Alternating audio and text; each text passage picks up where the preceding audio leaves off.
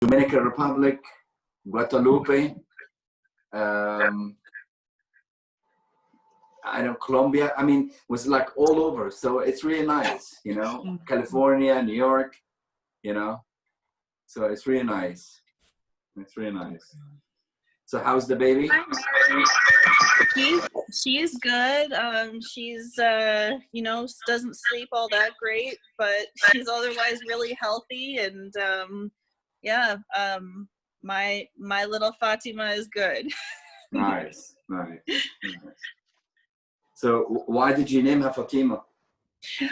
Well, that was my my husband is from West Africa, and that was his mother's name. Nice. So it was something that she was really well revered in the family, and my husband was always close to her, so it was never a question for us what our daughter's name would be.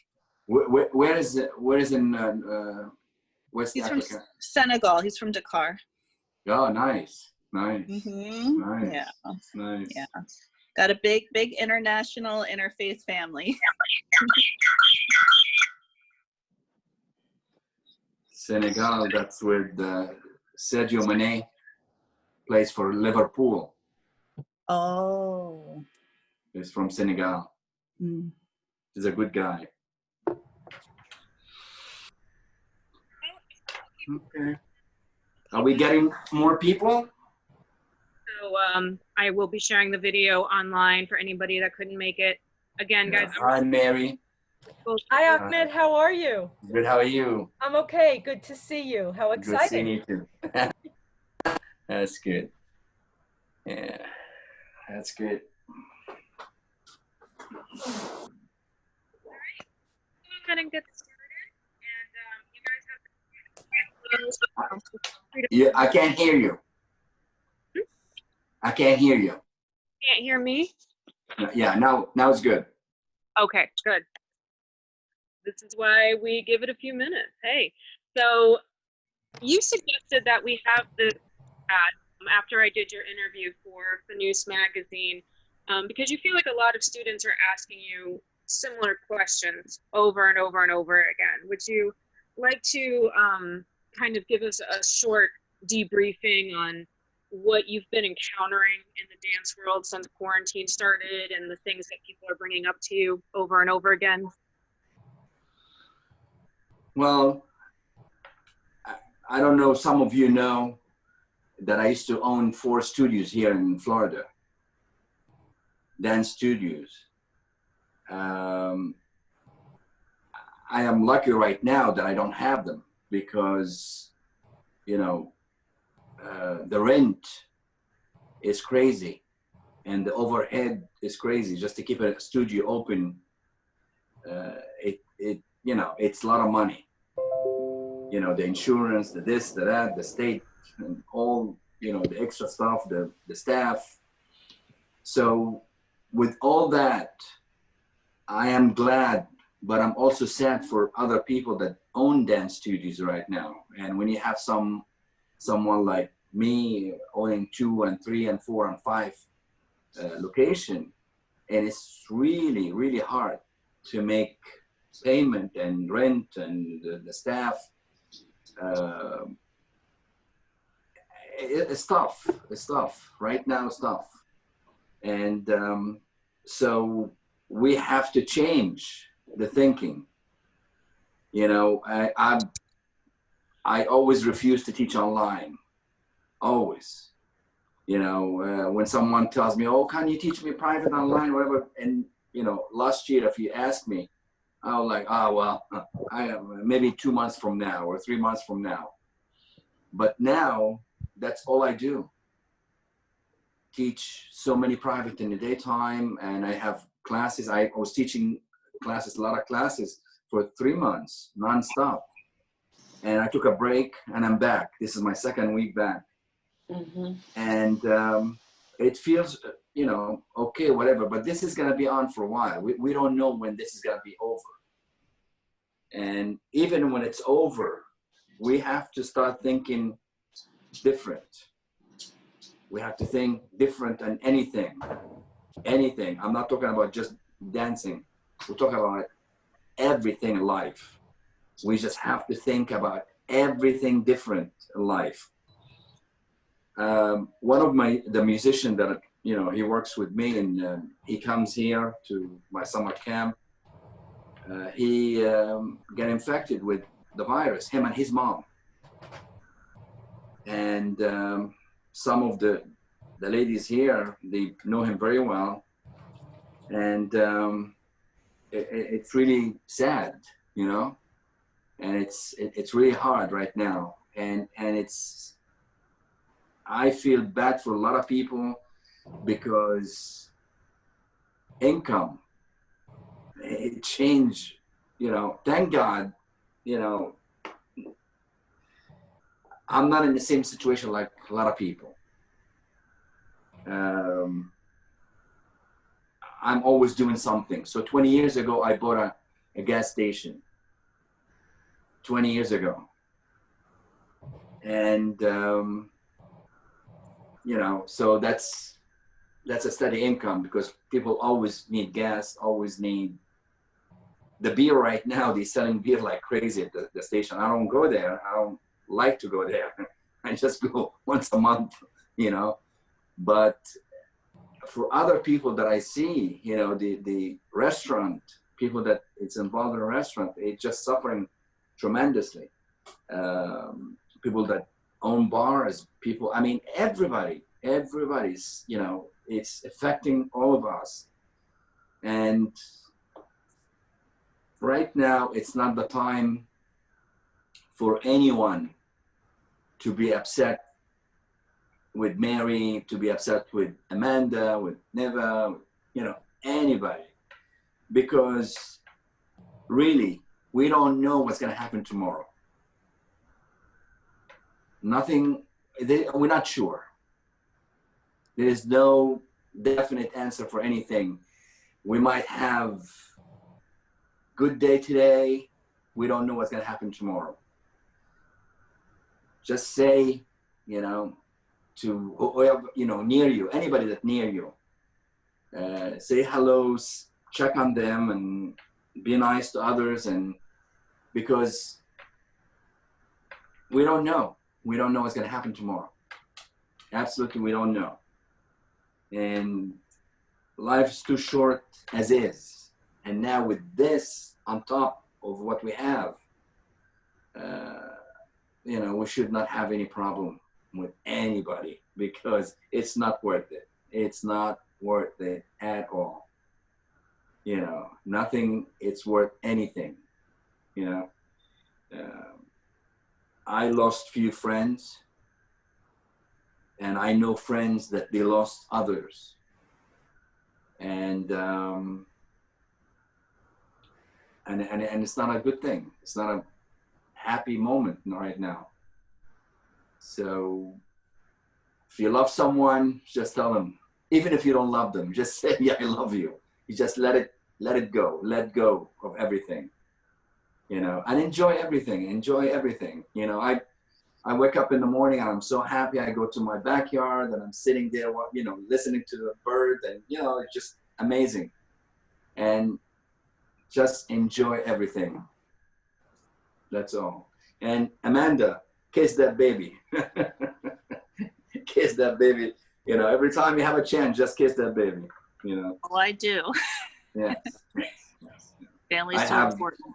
I have grandkids. I have the 7 years, but she's going on 75, and I have 11 months. She's gonna be 1 year next month. So, you know, so it's really nice. It's really nice. So I think the forefront of a lot of people's minds has been, you know, as you mentioned, a lot of people are out of work right now. And of course, entertainment is out of work right now. We're seeing a lot of studios shut down. Nobody is doing gigs right now, or if they are, it's kind of sparing and it's very cautiously, as it should be. So what do you think is going to be the future of belly dance shows and gigs? And what do you recommend for dancers that feel like maybe something was taken from them or that they're not successful? Well, when I see Broadway is closed and we don't know when they're gonna come back, when I see Cirque du Soleil went bankrupt, yesterday or the day before, I was going to somewhere, I see Pier 1 out of business. I mean, come on, this is crazy. This is crazy. Do I know where we're going? Or I hope next year will be in an amazing position or place. I hope next year we will go back to, but it's gonna take time before we go back to the norm. You know, we had, I mean, I said a good friend of mine a couple of months ago, I said, would you trade your time in December to April? And she said, no, I would go back to December. I would take December any day of the week. And I said, well, don't complain about anything. So right now is not time to complain. It's not right. It's just time to be, you know, to be happy, to be positive, to be careful. I cannot predict what's going to happen. You know, some places they open soon, and look what happened. Thank God right now in Egypt, the number is going lower and lower and lower. We also, it's one of the biggest news that I hear about Egypt. It's we have a lot of people that been sick, they get cured. So a lot of people leaving the hospital, tremendous. Well, Egypt is using the Chinese, the Russians, the French, the Japanese. So they're using everything. They're not just sticking to one direction. So they're taking some stuff from Japan, some stuff from China. Egypt was the first country to send help to China when China was like really high. So there is a lot of things going on, vaccine and whatever. So there's something going on. Numbers going great, everything is going lower. You know, so who knows? Who knows? Maybe we will be like Egypt right now, you know, and you know we go back to norm, and you know, yeah. So, one of the things that you mentioned to me when we spoke, when we were setting this up, was that you feel very strongly that dance students and professional dancers should not necessarily aspire to have dance be their entire career or be the only thing that they do. Can you elaborate that on that a little bit, and why you believe that? Because I know I feel when I was a student, it was the dream was to be the professional dancer where that's all that you did, and you toured and you were with the belly dance superstars, to the point where I even heard people making fun of other dancers for having day jobs. So can you elaborate your thoughts on how to be financially successful and how to go about that and how you did that as well?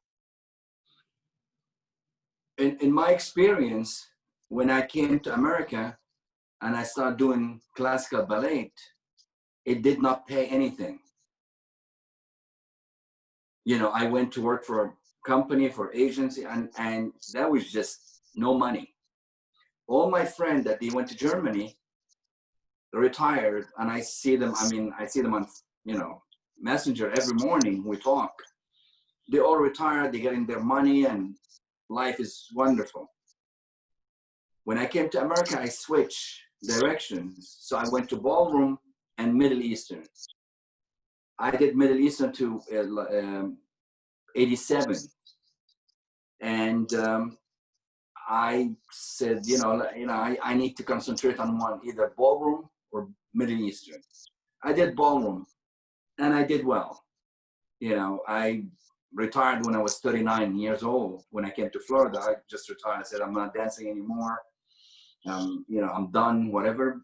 I had a gas station, just making money, and I don't have to be there. And I invested my money in other things. So I did well in that. when someone asked me at 25 years old, 26, 30 years old, and she said, you know, I want to open a dance studio and I want to make a career, whatever. Same question was given to me for Colombia. And Neva was there in that conversation. They said, can a dancer support themselves? Can they make a career out of it? And I honestly, I answered it and I said, no, you can't. You can't. And this time, right now, that's a big proof for all of us. So you need to have, I'm seeing Mary Leila from New York. She's a nurse. Neva is a nurse. Vivian, school teacher. Tashira, she tremendous career with managing law firm. I mean, every single one of them. And these are the top dancers from the 80s. And they could tell you, all these girls, they work in New York and they were the best of the best. But every single one of them had a career. Now, we all in the same age bracket. I'm like 16 right now. No, I'm not. But anyway, so each one of them, nurses, whatever, they made a career, and the dance was secondary. They were smart. Right now, when people ask me, can I make a career out of it? No, you can't. Don't look at one person, you know, a big name, female or male, whatever, and say, okay, I'm gonna be like that. We can't. We're not all of us gonna be that person. Not that, you know, we're gonna be in that person. So you have to have something beside. Dancing is not the main focus. Dancing is not the main income or source of income for you and your family down the road. In ballet, 35, 40, you're done. If you're playing soccer, football, for us, 33, 37, you're done, no more. So you have to make something, whatever. In football, in baseball, if you don't have something to fall back on, then you're fooling yourself. Belly dance, in the 80s, there were so many clubs in New York. And, you know, Mary, Vivian, and Tashira, and, you know, Jihan, all these beautiful dancers, they were making good money, but they had something else on the side. They had a daytime job. So everything that they made was gravy. And the money was completely different. The money at that time was completely different. Now, too many hookah lounges. Before used to be a club. Club will pay it different than hookah lounge. When I came back to belly dance in 2012 and I start saying, you know, seeing hookah lounge, whatever. I mean, that place is small, you're walking, you're not dancing, you're just going between tables. That's all you're doing. The money is not there. So my daughter's, she's 31, and I'm always giving her, you know, my advice. My son is 33. I'm always telling him, he takes it or leave it, whatever. But he comes around 2 years later and says, Dad, I'm glad you pushed me. I'm glad you told me. I'm glad. So it's the same thing for young dancers. Please have something in the daytime. A school teacher, work in office, become a lawyer, become nurse, become a doctor, whatever your passion. Dancing should be secondary, not your main focus. Actually, if I could add something to that, my Sure. mother was a singer would always say, if it's your full-time job, you lose your passion for it because then it's just work.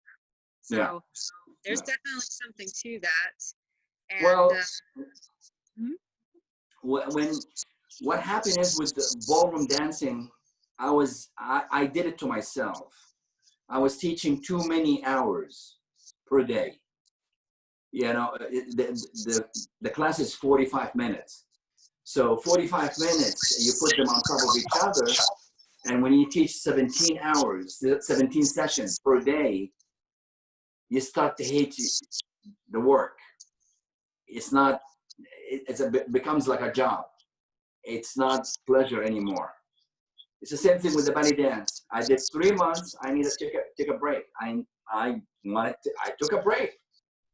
So when the break was over, I came back and I'm fine. I'm having fun. Anytime that I lose that fun, I step aside.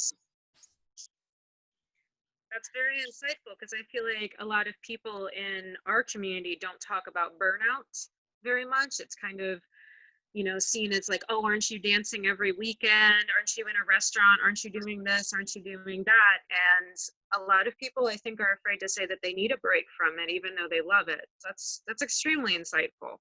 Yeah, well, let's face it. Can you have pizza every day? No. Can you have chicken every day? No. Can you have steak every day? No. You know, when I go to Egypt, first everybody wants to feed me the this, the that, the teeth, the that. I don't want to see meat. I don't want to see chicken. I don't want to see fish. I eat it in the States. So why when I go to Egypt, I eat the same thing? I eat stuff that I don't eat in, I don't have it here. So I have the beans, the different, rice or whatever, but I don't do the same.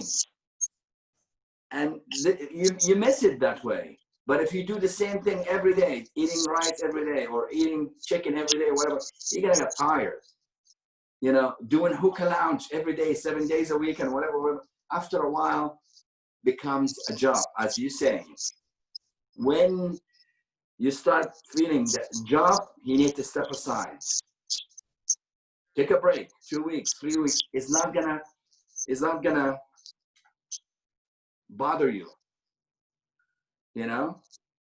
I got one advice from a dear friend of mine, Pierre Dulaine. They had a movie about his life story. Ballroom school. He was a ballroom teacher. So one time I told him, I said, I'm teaching 7 days in New York. I'm teaching 7 days. And he said to me, I made more money when I took Saturday, Sunday off. And I said, how? He said, because I start seeing things. When you go to the same block every day, you don't see anything. When you leave that room for 2 days, you come back, oh my God, yeah, that wall needs to be cleaned. I need to frame that picture. I need to open the window. I need to fix the fan. But when you come every day to the same thing and seeing the same thing around, nothing works. So you need to step away. Every time you're tired from what you're doing, you need to step aside. Group classes. If you're not having fun, you need to step aside. Going out every day, he's gonna be tough on you. So I don't need to go out every time. So variety is really good. Well, that segues into my final question, and then I will open it up to everybody who is Sure. listening to either write in the chat or to chime in. So one of the main things that was coming up before quarantine and is still a topic of discussion in a lot of the groups, and Neva herself actually asked this in our event, was that I think what you're alluding to of this kind of sense of boredom of doing the same thing over and over again has also produced this effect where people are adding things into the dance, and they're adding in other influences that maybe don't belong there. We're getting into cultural appropriation, and just also just a general sense of this isn't belly dance anymore. And a lot of people are on one side calling for, can we get back to tradition? Can we get back to Egypt? Can we get back to Soherzaki and Samia Gamal and the classics and true technique? And then we also have a large pool of people that are vehemently saying, you know, Americans don't like that. We can't get work doing that. We're getting bored with it. And I personally know that I've heard it many times in many different ways over the years. So as someone who has taught as long as you have and does come from Egypt and has also studied other dance forms, what are your insights on how we can remain true to our art form, not get bored, but also not cross those lines of just putting stuff together and calling it belly dance? How do we get back to belly dance? 28 years ago, 29 years ago, Tahia Carioca, she died in September 1999. She says when she walks in the street of Cairo, there's so many dancers. She said anybody, she walks anywhere, there is a dancer. Oh, I'm a dancer. Oh, I'm a dancer. During her time, who was there? Naima Akif, Tahia, Samia, and maybe a couple more. Each one of them had their own style. But even you could see Samia Gamal, she had chiffon skirt, but it's elegant. It's not trashy. Let's plain English. Tahia Carioca, beautiful style, hairstyle and smooth, and you name it. She has the whole package. She says when she watched dancers, this is, we're talking about before she died, before 99. She said, when I watch dancers, I don't know if it's African dance, if it's rumba, is it samba, or martial arts, or something else. She said, I don't know where is all this is coming from. And she said, I wish that they have a academy, and she will donate her time to teach for free. How frustrated she was. Is the dancing changed? Yes. Every day, you know, when you look at jazz, jazz is jazz. Bob Fosse has his own style. Jazz is jazz. When you look at the classic ballet, you have the Russian school, you have the French, you have the British, you have the German, but everybody's more or less is a toss between the Russian and the French. This is the top two schools. And you have the Martha Graham, which is the modern, you know, it's a different thing. And you have ballroom dancing. We have structure in ballroom dancing. We have style, we have rules. You cannot do this, you cannot do this. If it's closed, open, division, scholarship, no scholarship, what level?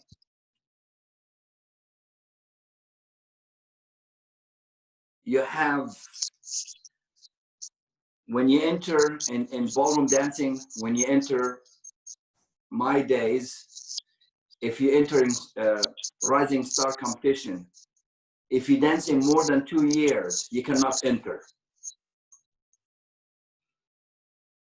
Some competition you have in belly dance, you have someone who's been trying to be Rising Star for 7, 8 years. You know, there is no rules, there is no structure. In ballroom, there is rules, there is rule books. Even with competition, I was part of Virginia State Dance Corps. We have the 3rd week in July.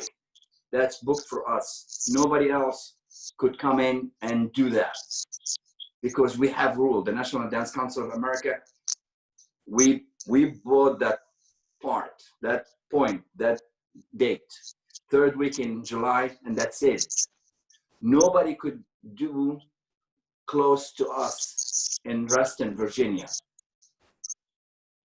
Here, I mean, I see the frustration when something happens. You have 3, 4 shows in one night in the same block. So nobody has respect for others. All right. You also have with all the ballet and all that, we know that this is ballet. When you come into Middle Eastern dance, I don't know what's going on. Honestly, I don't. I can't figure this out. I can't figure out. It's the same movement with some people.